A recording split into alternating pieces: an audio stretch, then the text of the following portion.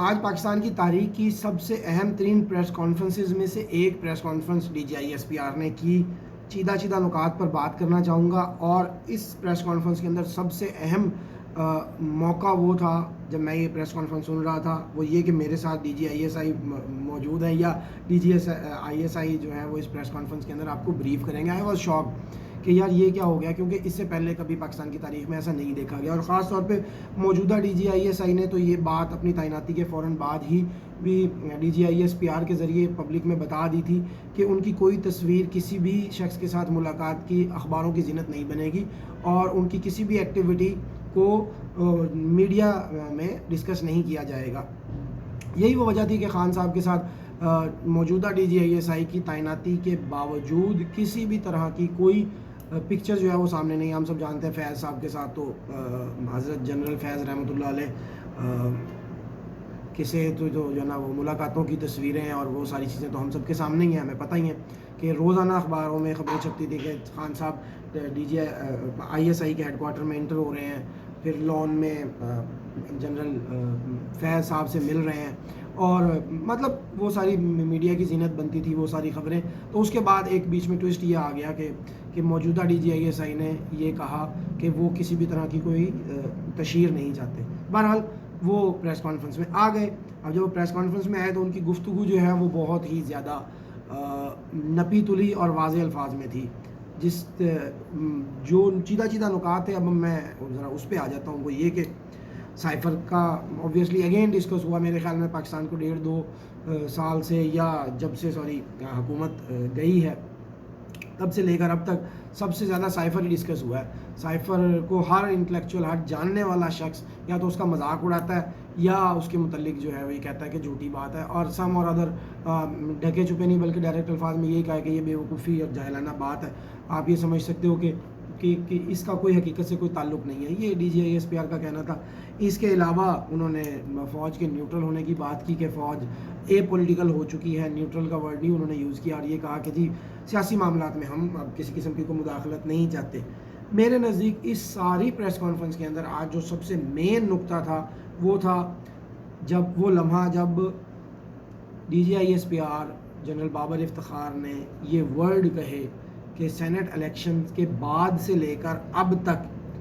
اگر کسی بھی طرح کی کوئی مینیپولیشن الیکشنز کے اندر کسی نے دیکھی ہے تو اس کے ثبوت سامنے لائے. اس بات کا اصل میں مطلب یہ ہے کہ سینٹ کے الیکشن سے پہلے یا سینٹ کے الیکشن سمیت اور 2018 کے الیکشن تک جس طرح کی بھی کوئی کسی قسم کی مینیپولیشن کے ثبوت موجود ہیں تو اس کو خود ادارہ اون نہیں کرتا. یہ کہیں نہ کہیں ایک ایکسیپٹنس ہے پاکستان کے DGISPR کے جنرل بابر افتخار کی جانب سے کہ اس سے پہلے الیکشن میں مینیپولیشن ہوئی ہے، اور اس مینیپولیشن کے متعلق وہ بات بھی نہیں کرنا چاہتے. اس سارے معاملے کے اندر ایک اور لمحہ وہ بھی آیا جب جنرل DGISI کے جو جنرل ہیں انہوں نے کہا کہ بہت جلد اس متعلق بھی بہت جلد کا تو ورڈ نہیں انہوں نے استعمال کیا، انہوں نے کہا کہ اس معاملے کے متعلق پھر کبھی بات کریں گے. جب ایک صحافی نے ان سے یہ سوال کیا کہ خان صاحب کو لایا کون تھا، انہوں نے یہ نہیں کہا کہ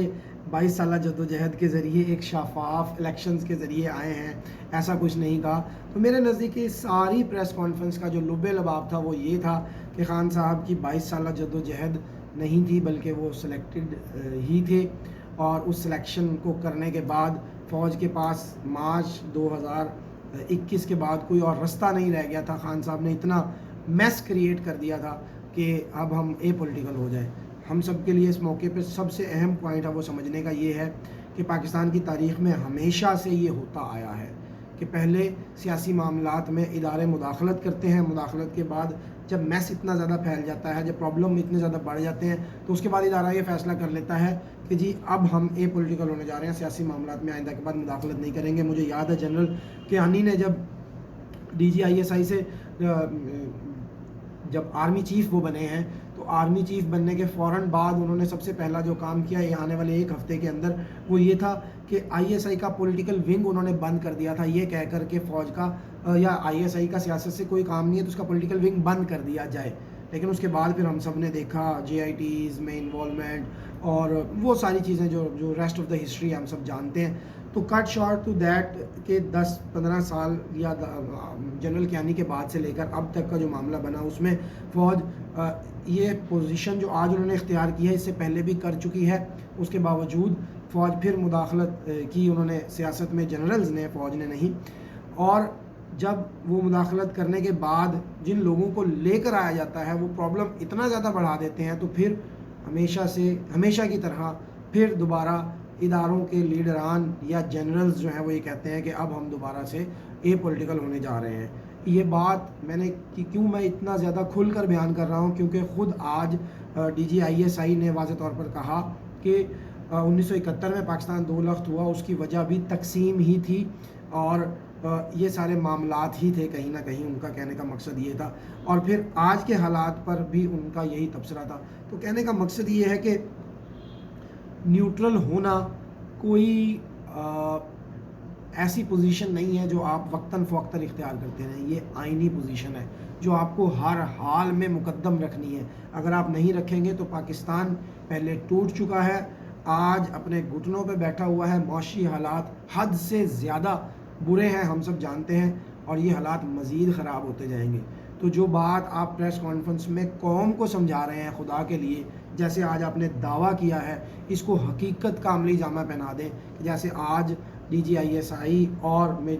جنرل بابر افتخار نے کہا کہ ان تمام لوگوں کے ساتھ یہ کنسنسس ہوا ہے جنہوں نے آنے والے وقت میں جو 10-15 سال کے اندر پاکستان فوج کی قیادت سنبھالیں گے، ان سب نے یہ فیصلہ کیا ہے کہ اب ہم اے پولیٹیکل رہیں گے۔ تو آپ اے پولیٹیکل رہیے، خان صاحب یا نواز شریف یا آصف علی زرداری، مولانا فضل الرحمان اور دیگر تمام سیاسی قیادت کو ان کا احتساب بھی قوم کر لے گی، ان سے نپٹ بھی لیں گے اور ان کو سیدھا بھی کر دیں گے۔ آپ سے آپ کی تمام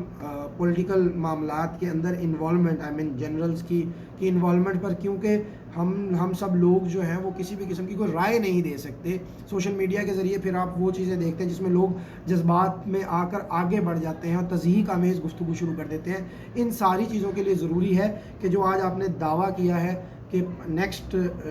25 یا نیکسٹ 15 ایئرز کے لیے جو بھی قیادت، فوجی قیادت آئے گی وہ اے پولیٹیکل رہے گی، تو اس چیز کو عملی صورت میں ہوتا دیکھا جانا چاہیے تاکہ پاکستان کا مستقبل انشاءاللہ مستقبل جو ہے وہ محفوظ ہاتھوں میں رہے۔ اینڈ موسٹ امپورٹنٹ چیز یہاں پر میں ایک اور آپ کو بتا دوں کہ جو اس سارے میٹنگ کے اندر جو چند ایسی باتیں بھی بتائی گئیں، جو میٹنگ نہیں پریس کانفرنس کے اندر، وہ یہ تھی کہ عمران خان بطور سابق پرائم منسٹر، موجودہ DGISI اور موجودہ آرمی چیف، ان کا جو انٹریکشن ہوا ہے اس کے متعلق DGISI نے واضح طور پر کچھ باتیں بتائیں۔ ان میں سے موسٹ امپورٹنٹ یہ تھا کہ خان صاحب نے DGISI سے یہ پوچھا کہ آپ کے نزدیک پاکستان کا سب سے بڑا مسئلہ کیا ہے؟ تو DGISI نے ان کو جواب دیا کہ پاکستان کے معاشی مسائل پاکستان کا سب سے بڑا پرابلم ہے۔ تو DGISI نے خود یہ بتایا کہ انہیں خان صاحب نے یہ بتایا، یا انہوں نے نام نہیں لیا، انڈائریکٹلی یہی بات کی کہ انہیں یہ بتایا، DGISI کو خان صاحب نے یہ کہا کہ نہیں، پاکستان کا سب سے بڑا مسئلہ تو حزب اختلاف ہے۔ تو یہ خان صاحب کی سٹیٹڈ پوزیشنز جو ہیں وہ آج بتائی گئی ہیں فوج کے اداروں کی جانب سے۔ میرے خیال میں امید ہے کہ آنے والے وقت میں پاکستان کو اللہ تعالیٰ محفوظ ہاتھوں میں رکھے۔ موسٹ امپورٹنٹ یہی ہے کہ فوجی قیادت جو ہے وہ اے پولیٹیکل رہے۔ اس کے ساتھ ساتھ ایک اور پرابلم یہ بھی ہو سکتا ہے کہ جن لوگوں کو فوج یا فوجی ادارے یا چند مخصوص جنرل جو ہیں وہ آگے لے کر آئے تھے، اب جو کچھ کہہ رہے ہیں ان کو جھوٹ ثابت کرنے کے لیے، یعنی کہ خان صاحب کے جو